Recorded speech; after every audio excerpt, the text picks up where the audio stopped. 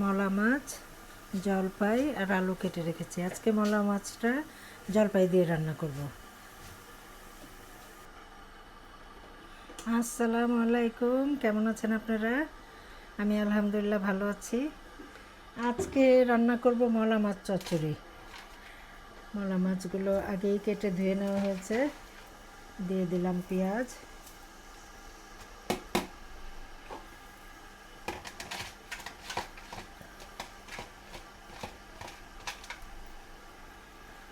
মলা মাছকে আপনারা কি বলেন?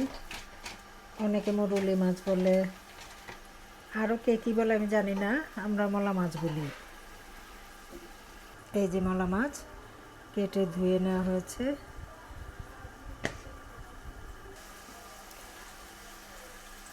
তেলে কতগুলো মরিচ দিয়ে দিলাম ভেঙে।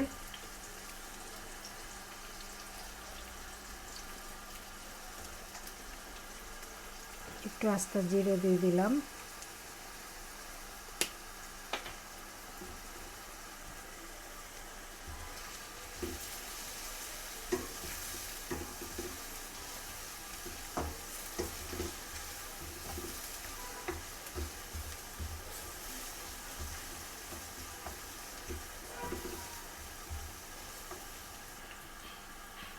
এখন দিয়ে দেব পেঁয়াজ বাটা,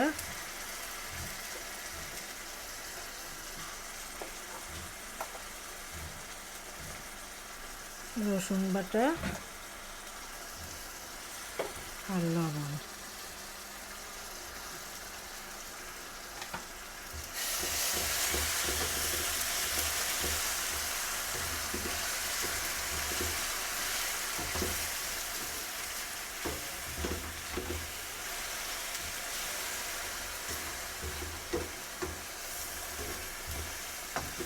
বাজারে গিয়ে দেখি জলপাই উঠেছে, তো ভাবলাম জলপাই দিয়ে একটু ছোটো মাছ রান্না করি।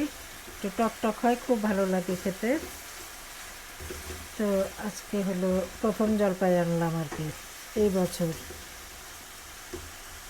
কষা কষা হোক, ভাজা ভাজা হোক, তারপরে হলুদ মরিচ দেব। এখন দিয়ে দেব হলুদের গুঁড়া আর মরিচের গুঁড়া। আমি ধনিয়া সব কিছুতে খাই না, ধনিয়াটা কমই খাই। বড় মাছ হলে দেই একটু, আর গোস্ততে দেই, তাছাড়া এমনি তরকারিতে আমি ধনিয়া দিই না।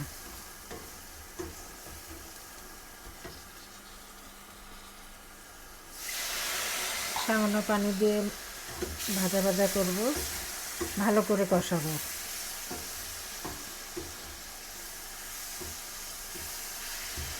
কষানো হোক। মশলা কষানো শেষ, এখন আলু আর মলা মাছগুলো দিয়ে দিই। একসাথেই মিশিয়ে দিলাম, কারণ ওই যে ভেঙে যাবে বেশি নাড়াচাড়া করতে গেলে। তো যা নাড়ার এখনই নাড়বো, পরে আর নাড়বো না।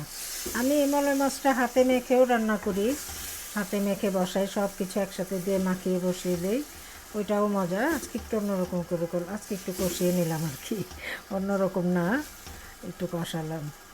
হ্যাঁ, কষানো হোক, তারপরে হালকা একটু পানি দিয়ে দেবো আলু সিদ্ধ প্লাস মাছ সিদ্ধর জন্য।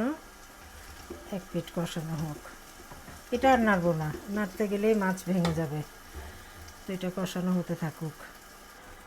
এখন একটু হালকা পানি দিয়ে দেই, মাছও সিদ্ধ হবে, আলুও সিদ্ধ হবে। এখনই জলপাই দিব না, তাহলে আর আলু সিদ্ধ হবে না। জলপাইটা নামানোর আগে দিয়ে দিয়ে দিব। এটা এখন সিদ্ধ হোক। দেখেন তরকারির কালারটা, আজকে তো মনে হচ্ছে অনেক ভাত খাওয়া হয়ে যাবে এই চচ্চড়ি দিয়ে। ছোটো মাছ তো মজাই অন্যরকম। হ্যাঁ, এটা এখন সিদ্ধ হতে থাকুক, আমরা একটু অপেক্ষা করি। এখন একটু টমেটো দিয়ে দিব।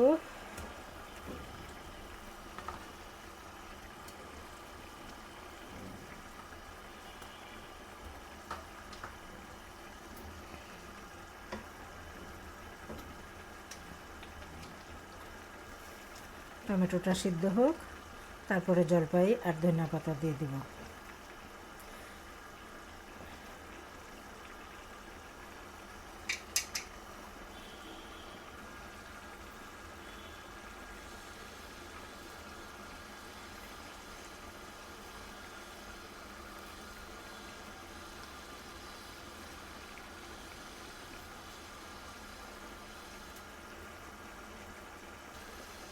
এখন দিয়ে দেব জলপাইগুলো। জলপাইগুলো একটু মোটাই কেটেছি, বেশি পাতলা হলে গলে গলে যায় একদম।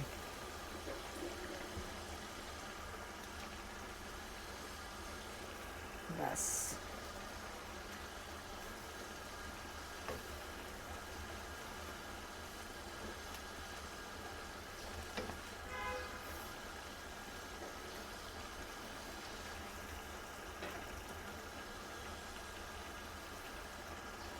এই তো আর কিছুক্ষণ রেখে নামিয়ে ফেলবো।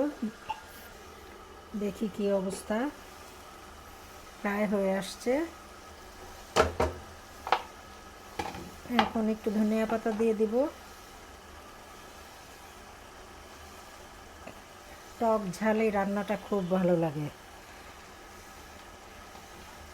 অনেক সময় দেখবেন গরমকালে একটু টক জাতীয় জিনিস খেলে ভিতরটা আরাম লাগে। তো আজকে এই পর্যন্তই। আপনারা সবাই ভালো থাকবেন, সবাই সুস্থ থাকবেন দোয়া করি। আমাদের জন্যও দোয়া করবেন। আর আমার ভিডিও আপনাদের কেমন লাগে জানাবেন, অবশ্যই জানাবেন, সাথে থাকবেন।